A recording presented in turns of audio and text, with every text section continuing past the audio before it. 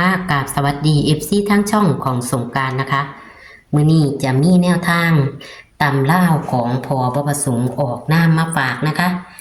พอบ่ประสงค์ออกนามวันหนึ่งหันวันที่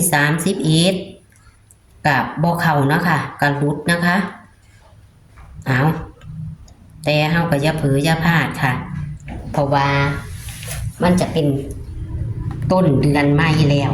ในมื้อนี้วันจันทร์ที่3สิงหาคม69นะคะพอจะแก่มือให้เฮานะคะอาจจะเข้าค่ะพี่น้องอย่าเผลออย่าพลาดเอา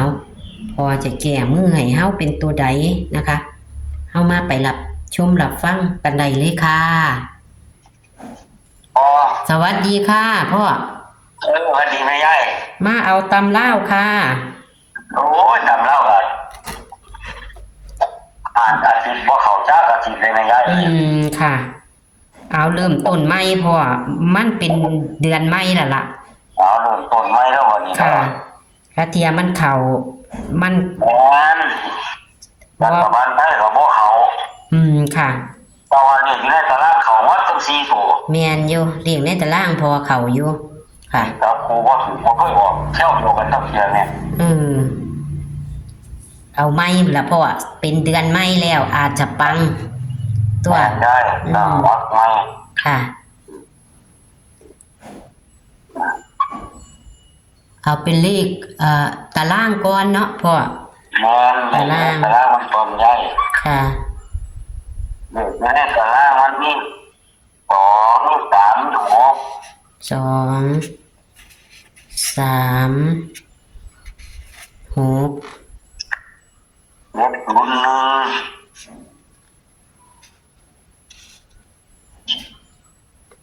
7 0 1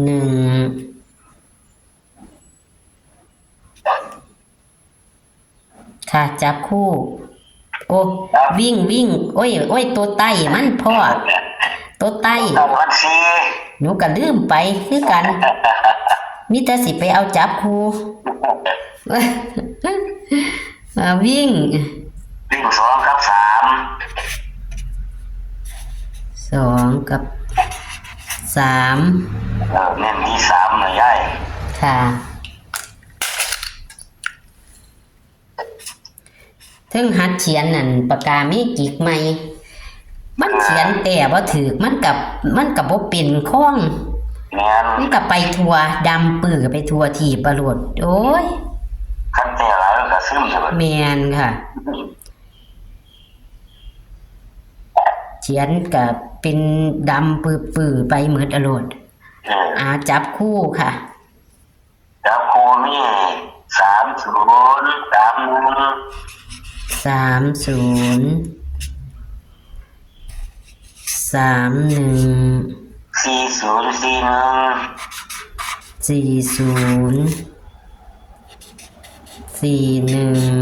46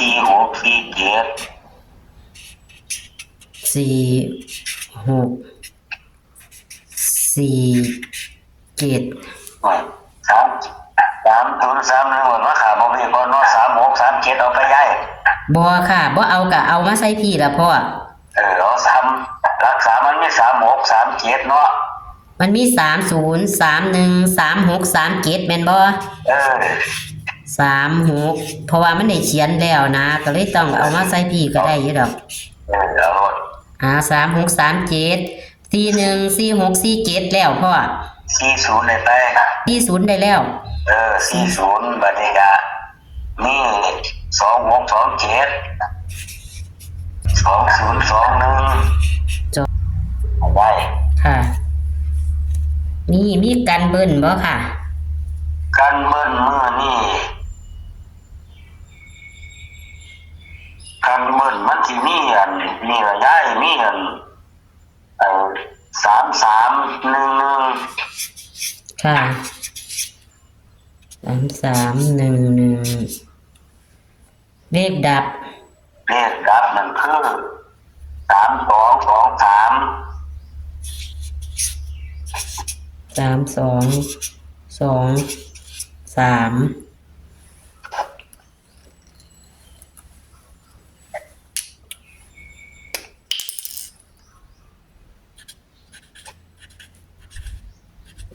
เลขดับบนล่าง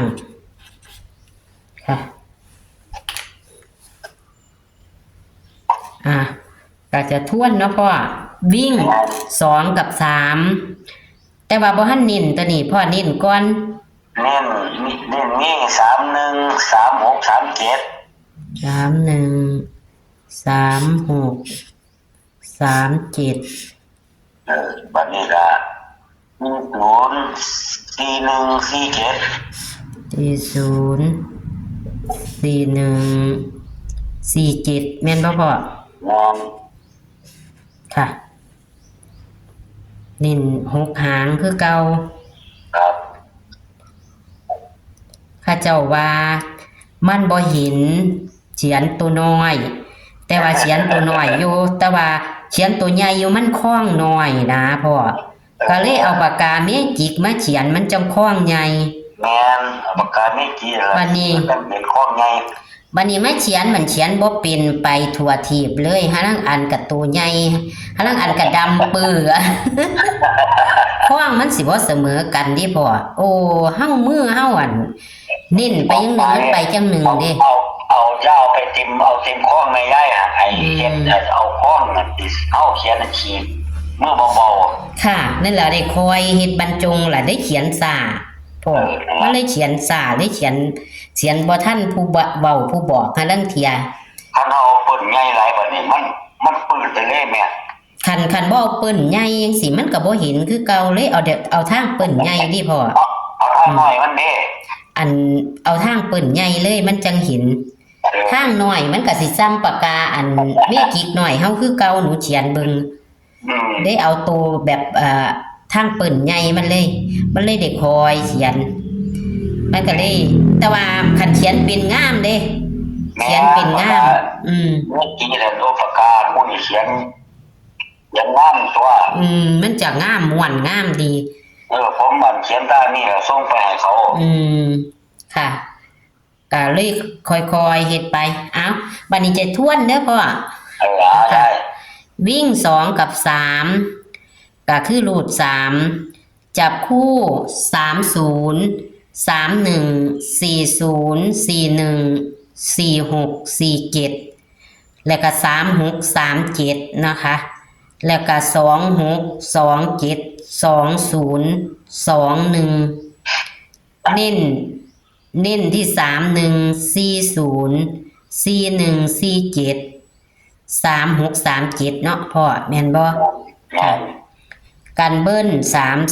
3311เลขดับ3223ค่ะก็สิขอบคุณพ่อเด้อค่ะได้แล้วตั้งรักไม่ขอไม่แล้ววันเรียนไม่แล้วขอให้ปังขอบคุณค่ะสวัสดีค่ะครับสวัสดีครับย่ายค่ะ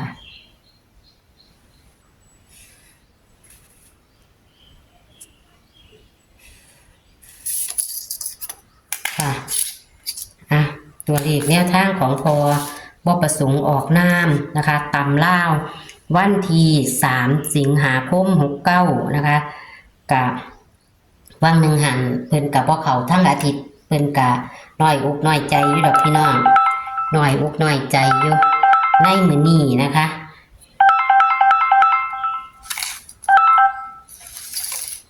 ในมื้อนี้วันที่3 สิงหาคม 69นี้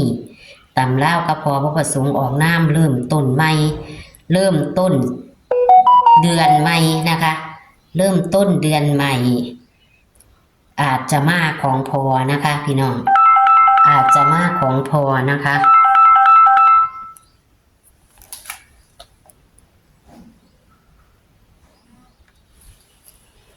ในมื้อนี้นี่ค่ะ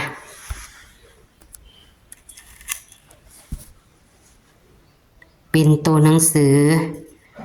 ปากกาเมจิกค่ะพี่น้องเห็นบ่ค่ะแคปหน้าจอเด้อค่ะเลขดับพอกับมี3223นะคะนี่ค่ะ เห็นชัดบ่ค่ะเอาปากกาเมจิกอาจจะเขียนบ่งามบางเทียก็จะดำโพดพอเฮาเน้นบ่เสมอเฮาเขียนบ่ทันเป็นเด้อค่ะพี่น้องเน้นๆก็คือ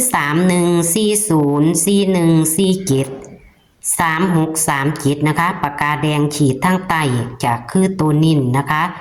เน้นแค่6หางค่ะพี่น้อง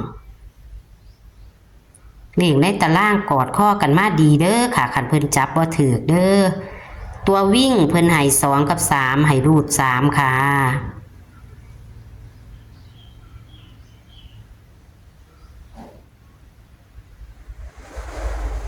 ขอบคุณทุกการรับชมนะคะ ตัวเลขเป็นแค่แนวทางเด้อค่ะ เป็นแนวทางของตำลาววันที่3 สิงหาคม 69กับพอประสงค์ออกนามค่ะขอให้หิ่งขอให้ปังขอให้ได้ค่ากับเข่าแรงนี้นะคะ สวัสดีค่ะ